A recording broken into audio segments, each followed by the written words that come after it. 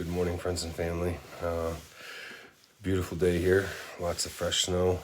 I'm sure that everybody's, at least around here, is waking up to something beautiful. Spring showers, but a little bit white. I wanted to join you today, and I first I just wanted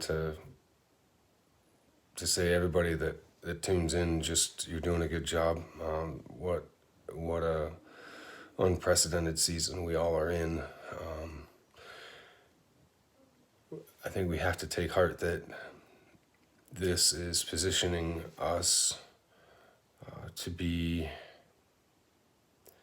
enlightened, to be focused, to be and to be aware. And I think that's part of what I just wanted to share some passages with you first thing this morning. I'm actually heading out. I'm going down to the lake plain. Gonna do some steelhead fishing this morning and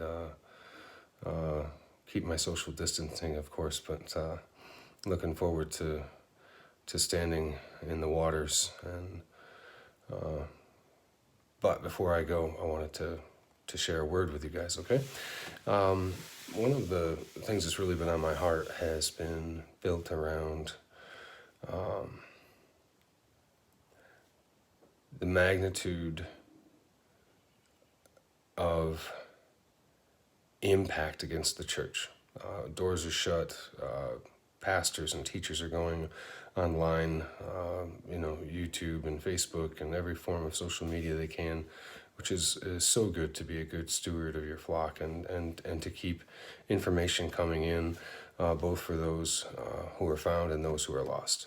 But I think too that there is a layer to this that's deeper than just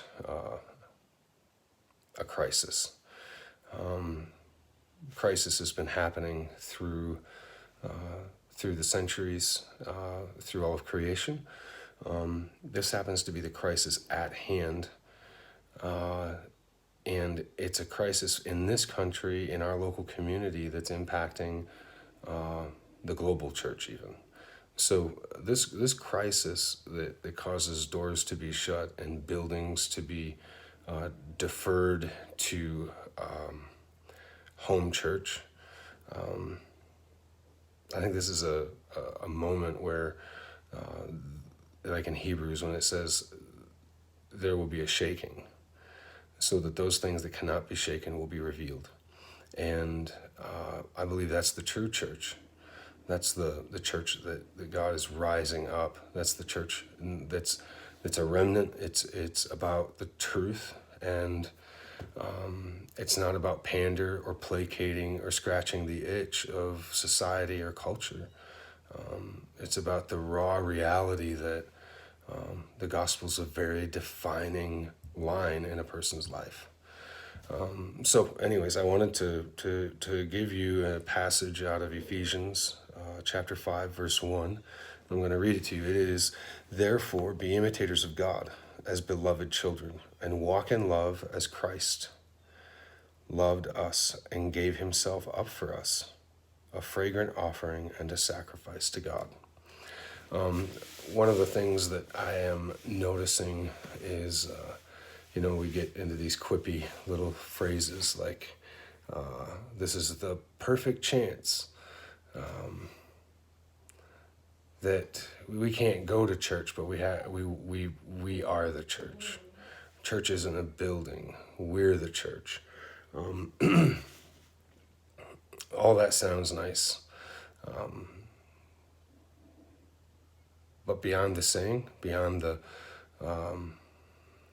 quip, what exactly does that church look like?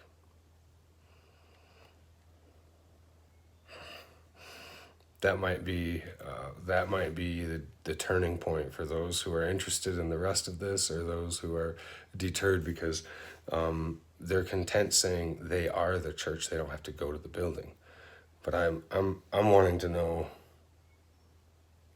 is verse 1 in 5, is that the foundational truth that we have been taught?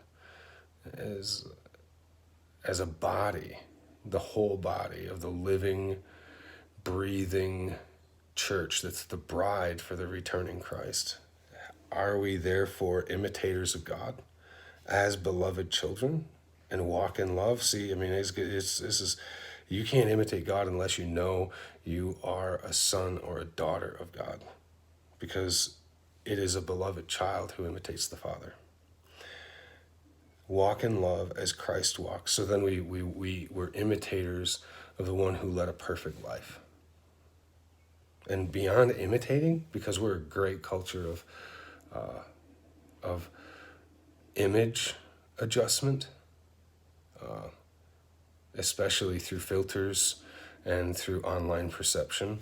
And what better time in life for us to say we are the church in the hiding of our home, but in your home.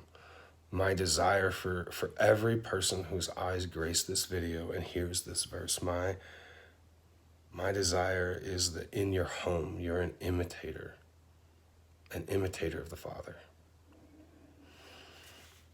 who gave himself up for us. That's Christ who last week we just so eagerly await this empty tomb. But that tomb is empty so that your heart is filled. There's a byproduct, a fragrant offering and sacrifice to God. That's a whole deep Sunday teaching, and we're trying to keep this to a few minutes, but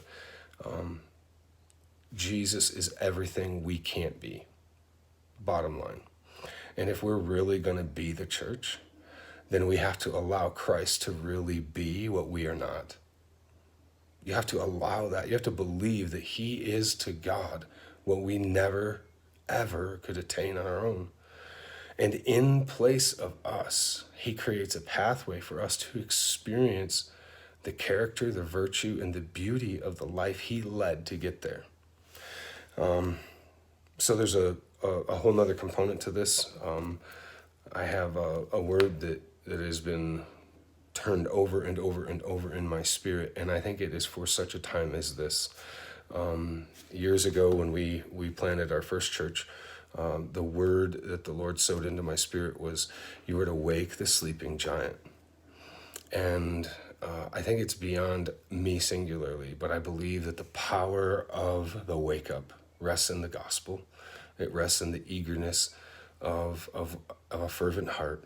And so I just want to speak life into to any of you, that the giant that has been sleeping, the church, the fabric that has woven democracies together and freedom together, and who has imparted the beauty of true life, there is a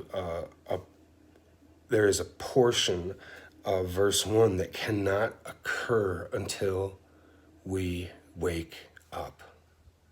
I encourage you to go to Ephesians chapter 5, and I'm going to end our little segment here this morning with a very poignant verse. It says, take no part in the unfruitful works of darkness, but instead expose them. For it is shameful even to speak of the things they do in secret.